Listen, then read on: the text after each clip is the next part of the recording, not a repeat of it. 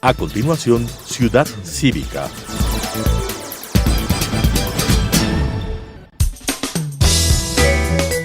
Clasificación B, bajo supervisión de un adulto.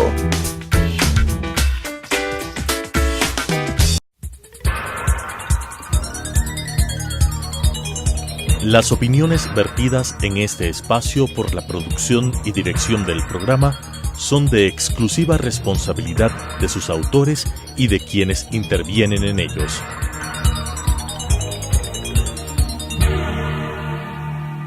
Telesucesos Canal 29 UHF presenta Ciudad Cívica, porque todos somos ciudadanos. Javier Buendía. Ciudad Cívica. Aquí estamos, como todas las semanas, construyendo la ciudad cívica, en el orden de la secuencia de los temas que vamos desarrollando en el margen del proyecto, a través de este espacio como una contribución para la matriz de opinión necesaria que reconstruya el proyecto de ciudad. En esta situación crítica, hay dos elementos fundamentales que tienen que ser abordados ahora que iniciamos ya este mes de febrero y que ha transcurrido ya el proceso electoral. Ellos tienen que ver con la definición clara, concreta y específica de una evaluación desde el punto de vista claro y técnico de la situación de la relación que existe entre el municipio de Quito y la comunidad. El segundo elemento, la definición concreta del tercer actor, que marca una lógica de mediación ponderada respecto del tema de la línea de conducción y de relación entre el municipio y la comunidad, que es el gobierno nacional.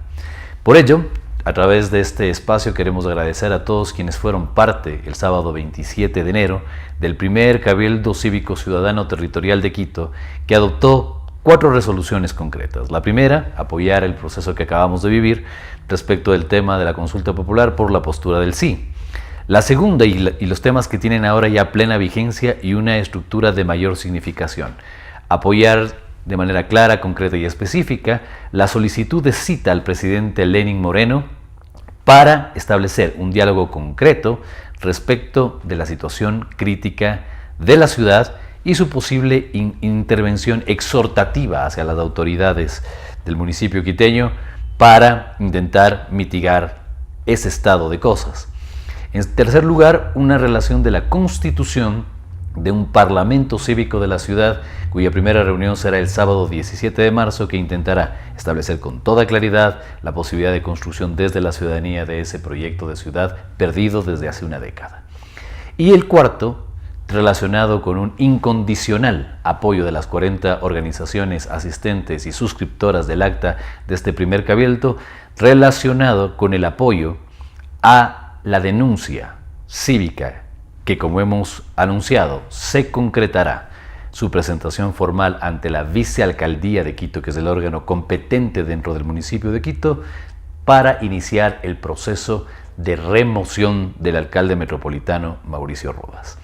A ese respecto, es importante entonces aclarar dudas respecto de lo que es la remoción como un elemento establecido dentro de la legislación nacional para el ejercicio pleno de la participación ciudadana, pero adicionalmente como un hecho de transparencia, en la lógica de que efectivamente todos y cada uno de los elementos que van a ser constituyentes o constitutivos de esa denuncia, que son 37 casos indagados en 45 meses, puedan ser efectivamente transparentados, como digo, a la opinión pública de la ciudad. Y en ello hay casos emblemáticos como el tema del metro, el tema Quito Cables, la solución Guayasamín y la transversalización de la vulneración de los derechos de participación y de acceso a información pública.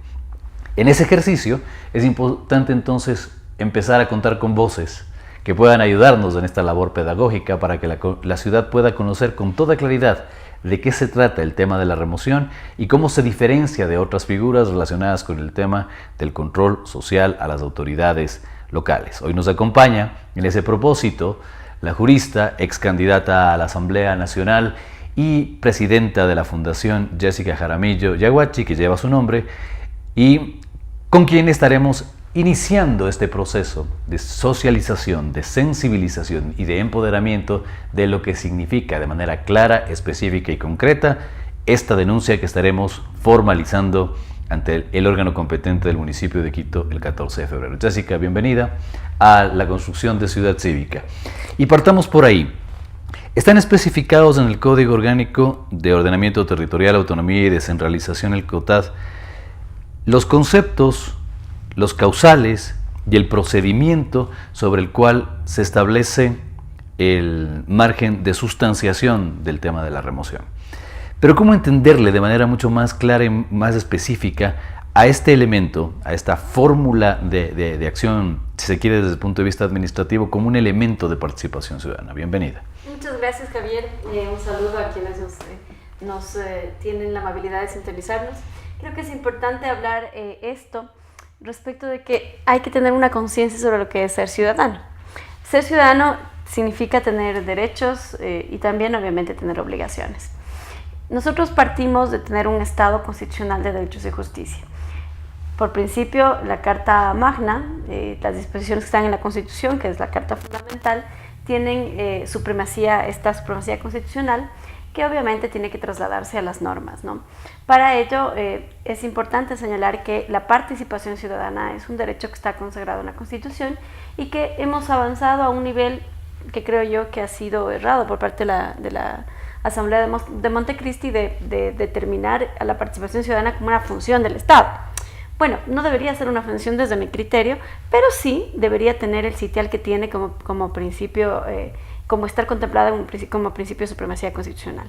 ¿Por qué? Porque la participación de los ciudadanos, ¿qué quiere decir? Quiere decir el involucramiento de los ciudadanos en el quehacer público, el involucramiento de los ciudadanos en la alcaldía, el involucramiento de los ciudadanos en lo que hace el gobierno. ¿Por qué? Porque las decisiones que se adoptan desde el Ejecutivo o desde lo municipal nos afectan diariamente en nuestra vida. Si es que nosotros el día de mañana el legislativo aprueba un paquete de impuestos, pues obviamente el ciudadano va a tener que responder frente a esa circunstancia y tenemos que o pagar impuestos o pedir que se bajen los impuestos o algo por el estilo. Si es que el día de mañana el municipio a través de su legislativo aprueba una gran obra y a través de esa obra se va a ver algunos impactos en las comunidades, pues obviamente la comunidad tiene la obligación y obviamente por ser parte vinculante tiene que estar inmersa dentro de este proyecto.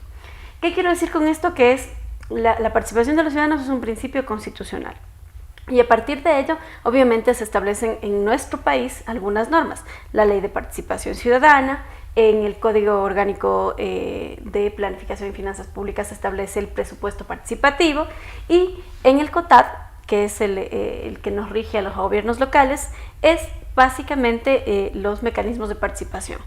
¿Cuáles son estos mecanismos? La silla vacía, que aunque es una disposición constitucional, una disposición legal, en el país hay ordenanzas desarrolladas para el llenar la silla vacía, pero no es efectiva esa participación a través de la silla vacía de los ciudadanos. Quito, con ser Quito, recién hace el año anterior, en el 2017, hace algunos meses, se inició un proceso y se recibió recién a un ciudadano para que ocupe esa silla vacía. Bueno, no es esa misma realidad la de Quito, Guayaquil y Cuenca a nivel nacional, principalmente porque por un tema económico. La mayor parte de municipios del país no son independientes y no son autónomos porque dependen casi exclusivamente de los recursos que les da el Estado ecuatoriano. Lo que no sucede con Quito, Guayaquil y Cuenca, ¿no? Que tienen mayores posibilidades.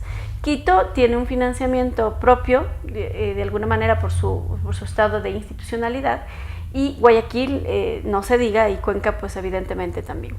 Pero sí nos ha hecho falta, al menos en el municipio de Quito, activar algunos mecanismos de participación. Esos mecanismos de participación no son solo las veedurías ciudadanas, no son solo los observatorios que están alrededor de la participación ciudadana bajo la Ley de Participación Ciudadana, pero que están dentro del COTAD. Por ejemplo, la remoción. Y si usted revisa los artículos 332 y 333 del COTAD, que hablan específicamente de las causales de la remoción, pues evidentemente encuentra como causales el aprovechamiento inadecuado de fondos públicos, es decir, el despilfarro, dice claramente el COTAD, debidamente comprobados, lo dice claramente el COTAD, entre otras causales, ¿no? Por ejemplo, el no cumplir con las disposiciones o los mandatos que están establecidos y, entre otras, el tener una serie de manejos inadecuados alrededor del Consejo Metropolitano. En este caso, ¿no? ¿Cómo se activa el proceso de remoción? Lo recibe directamente el vicealcalde o la vicealcaldesa, cualquiera que corresponda, y es a ellos a quienes les corresponde activar una comisión que se denomina la comisión de mesa. Y esta comisión de mesa tiene que referirse al proceso de remoción que se está planteando respecto de la autoridad que no ha cumplido con sus obligaciones. ¿Por qué se activa el mecanismo participativo y no esperamos a que llegue la parte que ha sido tradicional en el Estado ecuatoriano anterior a este proceso y a la vigencia del COTAD sobre todo?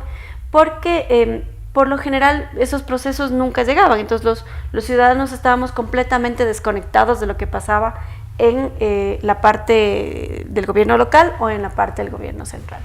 Y ahí tiene una lógica y una explicación, es decir, cuando nosotros hablamos de elecciones, cuando hablamos de partidos políticos, cuando hablamos de quién va a llegar a la alcaldía, estamos hablando de una democracia representativa. La democracia participativa, que la hacemos los ciudadanos, que no estamos vinculados a partidos políticos, que estamos vinculados a procesos sociales o a procesos organizativos, ellos o estos ciudadanos, ¿no es cierto?, pueden activar estos mecanismos de participación. ¿Por qué decimos esto? Porque hay que entender que hay un quiebre en América Latina en general y creo que es una tradición a nivel internacional, porque el caso de participación ciudadana también se ha dado en otros continentes, ¿no? Por ejemplo, en Europa se han activado mecanismos de presupuesto participativo también, pero se da básicamente porque esta democracia representativa se rompe. O sea, se rompe el diálogo con los partidos políticos y a su vez con los ciudadanos. Se rompe esta idea de que los partidos políticos son los conductores de las demandas ciudadanas. Entonces, realmente, en general, en América Latina, no terminan obedeciendo estos partidos políticos a ninguna demanda ciudadana más que a sus propios intereses. Y entonces, desde los años 80 incluso, empieza ya a hablarse de presupuesto participativo, de democracia participativa, de la forma en cómo los ciudadanos hacemos parte de los procesos de administración pública sin necesidad de estar en un partido político, sin necesidad de estar en la función pública. Y por eso es que es tan importante valorar esta democracia participativa como complemento de lo que hacen los partidos que gobiernan o los funcionarios que llegan a ser parte del gobierno. Esa materialización desde el punto de vista de lo que significa el ejercicio pleno del tema de los derechos de participación tiene en este caso en particular un nivel de incidencia concretísimo. Y con esta definición totalmente clara respecto de lo que es y cómo procede, cuáles son los causales y aquello que está definido con toda especificidad en el COTAD, está referido al tema de la vulneración del artículo 31 de la Constitución. Cuando en el caso particular de todo este marco se dan vulneraciones en el espacio territorial, tenemos una directa afectación al derecho de la ciudad, que no es otra cosa que el tema de la capacidad de acceso pleno que tenemos ciudadanos y ciudadanas al goce del territorio, y además esto dentro de una gestión democrática del tema del desarrollo de ese mismo territorio. Entonces, la vulneración a derechos de participación, especificados en el tema del COTAD respecto de causales para la remoción, el tema de la imposibilidad de acceso a información pública concreta por parte de, en el caso específico del municipio quiteño, hacia los ciudadanos, vulnera directamente eso. El ejercicio pleno de la capacidad de acceso de la gente a su ciudad, pero también la fórmula de gestión democrática de la misma, lo cual concurre directamente a problemas de mayor significación: la ausencia de liderazgo, el tema de la crisis de gobernabilidad que vive la ciudad, y lo tercero, y evidentemente que es lo más grave de todo, la ausencia de un modelo de gestión que ha provocado un estado de negligencia. ¿A dónde quiere esto complementando el tema de la reflexión? Porque hay un principio fundamental en el 226 de esa misma Constitución, el tema de la eficiencia. todo servidor público, sea funcionario por designación o por elección, tiene que actuar desde el punto de vista de la eficiencia. Pero esta relación entonces de la posibilidad de que la remoción se constituya en un tema de ejercicio de derechos de participación y de recuperación del derecho a la ciudad, podría marcar entonces una diferencia de cualquier tipo de interpretación de falta de conveniencia en la aplicación de este tipo de denuncias, o el tema de una rivalización personal con alguien, o el tema de la interpretación de que en esto se buscan intereses distintos por fuera de la sustanciación de lo que está previsto en el ordenamiento jurídico. Eso es muy simple, Javier. Es decir, ¿cómo se materializan las pruebas? Yo estoy hablando como abogada, a través de casos, ¿no? Por ejemplo, ¿cuáles son los casos en donde se ha vulnerado el derecho a la ciudad? ¿Cuál es el caso específico en el que se ha vulnerado los derechos de los ciudadanos? ¿En qué casos específicos se ha hecho caso omiso a las disposiciones de una asamblea constituyente, de un referéndum o digamos, una serie de normas que están allí que debían ser acatadas? Este tipo de casos van materializando un expediente que es el que se va a llevar a la comisión de mesa, y esta comisión de mesa tendría que analizarlo. Pero claro, esto obedece a algo que creo que es muy importante decirlo, no solamente para el país, para la ciudad, para el país, sino que para América Latina. ¿Cómo concebimos los ciudadanos la política, o cómo concebimos la gente en términos generales la política? Por lo general hemos concebido la política como un efecto mesiánico, es decir, llega alguien con poderes plenipotenciarios en el país y evidentemente llega al gobierno y no se le puede decir absolutamente nada, porque estamos esperando todos un Mesías, un Salvador que venga y haga las cosas, y entonces le damos una categoría menos terrenal y más espiritual o más cercana a la divinidad, que no la tienen. Porque los políticos, los funcionarios, al final el alcalde es un funcionario, el presidente es un funcionario, el primer funcionario del país, pero es un funcionario, que son seres humanos, y los seres humanos tienen que, para hacer política, saber dos cosas: administrar lo público, sabiendo que lo público es de todos y que el dinero público no se puede manejar como dinero de bolsillo, sino que hay reglas en donde debe establecerse cómo se va a gastar el dinero del Estado, para no incurrir en el cometimiento del peculado, y poder hacer obras de manera eficiente. Y deben saber otra cosa fundamental, que el fin del Estado es un fin social. El Estado existe porque es parte de la organización jurídico-política de la sociedad, pero que su fin esencial es atender a la ciudadanía. Es el fin social, es dar las garantías básicas a la ciudadanía. Eso es un estado de bienestar. Va a estar pendiente de que al ciudadano le den salud, le den educación, le den las condiciones básicas para poder vivir y además para poder desarrollar sus competencias, sus aptitudes y tener mayores oportunidades. Ese es el rol del Estado. Entonces los funcionarios que quieran ser alcaldes, que quieran ser presidentes, tienen que saber claramente que ese es el rol del Estado. Correcto. Y que siendo funcionarios públicos, lo primero que hay que hacer es contar con la comunidad y obviamente saber cómo se administran los fondos públicos. Y esa materialidad de casos son los que tienen que evaluar la comisión de mesa, ya sea en el municipio de Quito o en cualquier otro municipio del país. Sea, claro. Mire, hace algún tiempo la Asociación de Municipalidades del Ecuador planteó una reformatoria al Código Orgánico Territorial de Autonomía y Descentralización, el COTAD. ¿Por qué la planteaba? Porque habían casos en donde evidentemente se habían iniciado procesos contra los alcaldes. Pero si uno se pone a pensar, y yo analizo en casos, el caso del alcalde de Quinindé, no eran una, eran varios informes de Contraloría en donde decía que evidentemente el señor tenía presunciones de responsabilidades y que recomendaba la destitución. Entonces el proceso tenía que entrar de alguna forma, y estas formas obviamente lo establece el COTAD. Entonces, lo que quiero decir es que estas autoridades no están dotadas de divinidad. A mí me salió lo quiteño. No están dotadas de divinidad. Son seres humanos por los cuales tienen que hacer su trabajo. Y si no hacen su trabajo, la ciudadanía, que somos quienes estamos entregando un voto de confianza, tenemos toda la capacidad de retirarles ese voto de confianza y a través de estos procesos, como el proceso de remoción, decirles, señores, ustedes no han administrado bien la ciudad, no han administrado bien los recursos que son recursos de todos, y por el contrario ha habido una afectación por tales y tales causales que son las que están establecidas en el mismo código.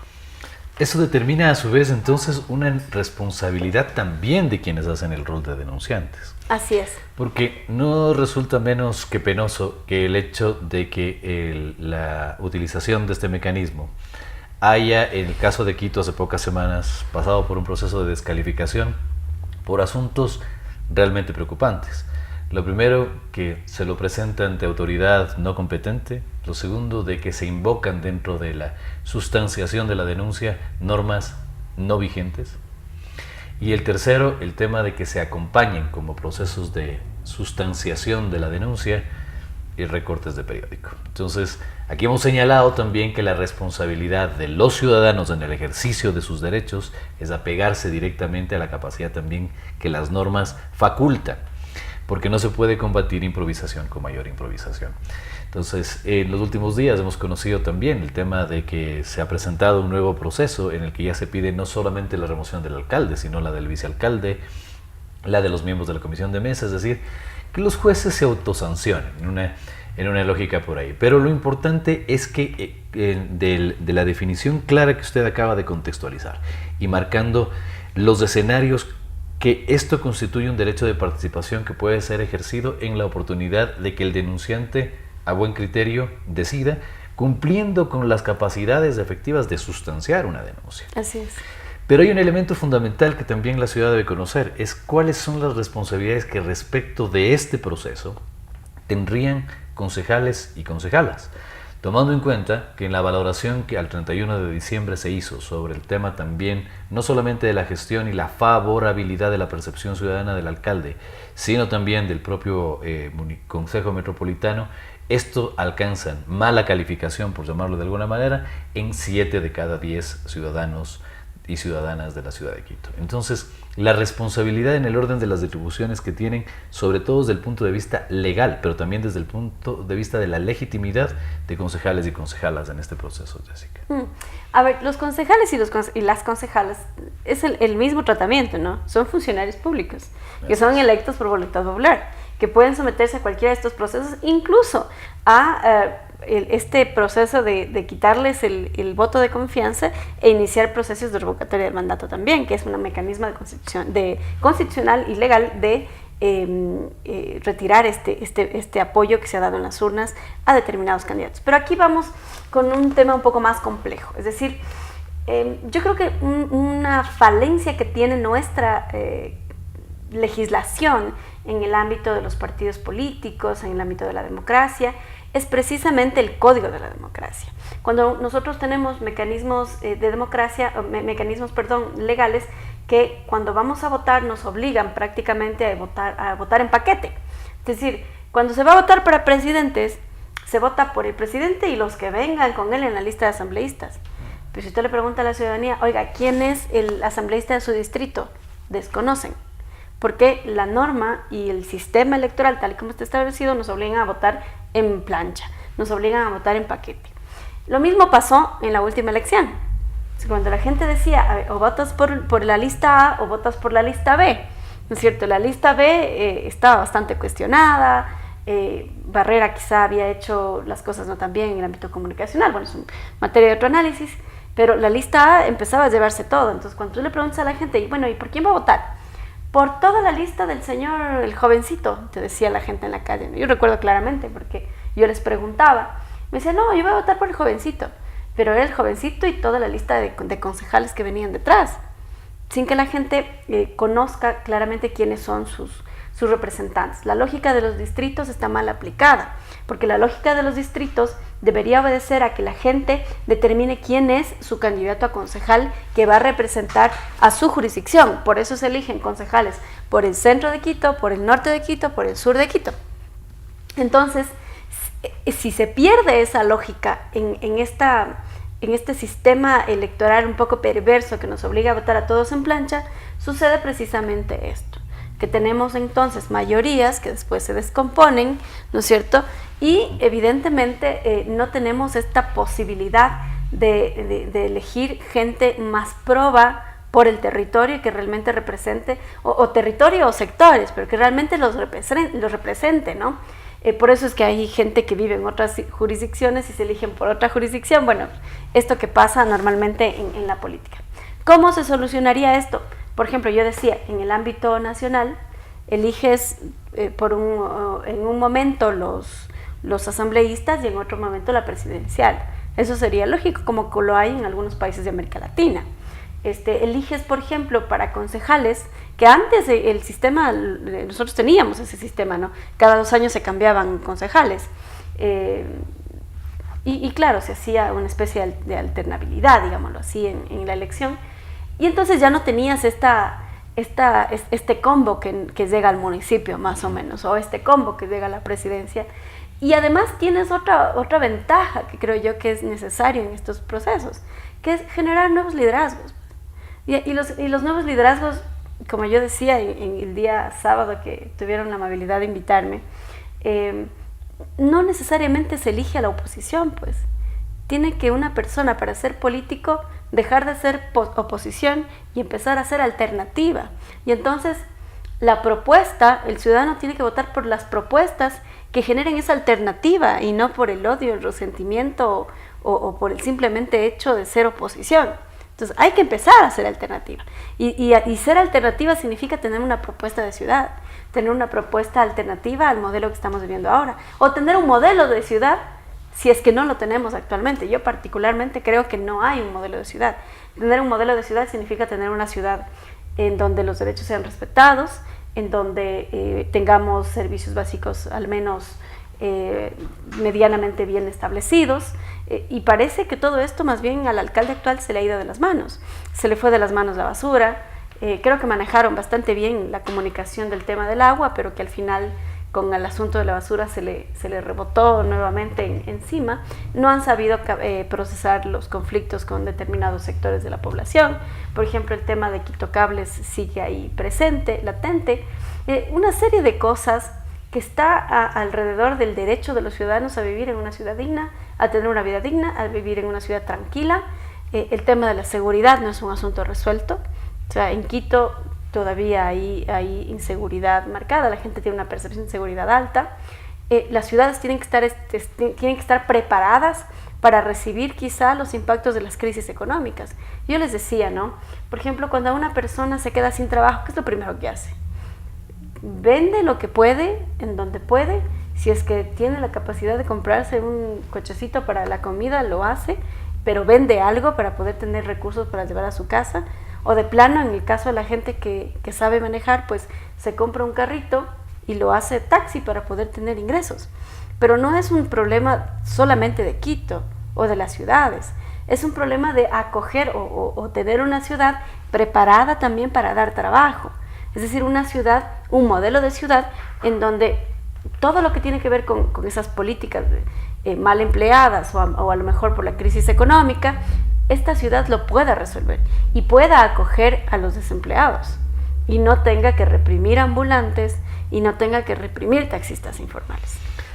Las reflexiones, la guía, la discusión, el empoderamiento de la jurista Jessica Jaramillo, ex candidata a la Asamblea Nacional, presidenta de la fundación que lleva su nombre, pero fundamentalmente protagonista de ese primer cabildo ciudadano y además del Parlamento de la ciudad, que con toda claridad hoy ha definido lo que significa el grado de importancia de este proceso de remoción que estaremos formalizando en los siguientes días, desde el punto de vista de los derechos de participación, de los derechos de recuperación de nuestra ciudad, desde el punto de vista de la vigencia plena de nuestra ciudadanía.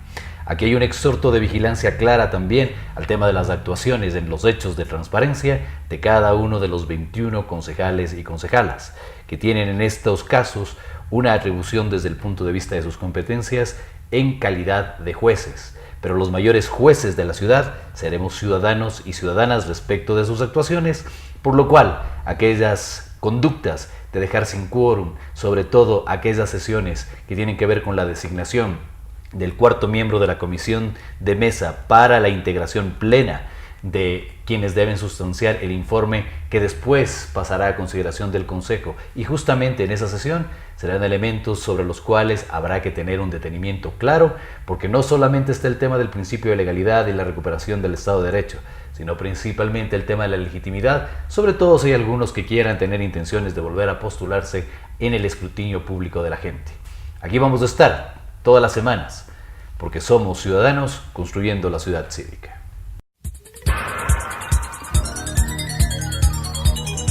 Las opiniones vertidas en este espacio por la producción y dirección del programa son de exclusiva responsabilidad de sus autores y de quienes intervienen en ellos.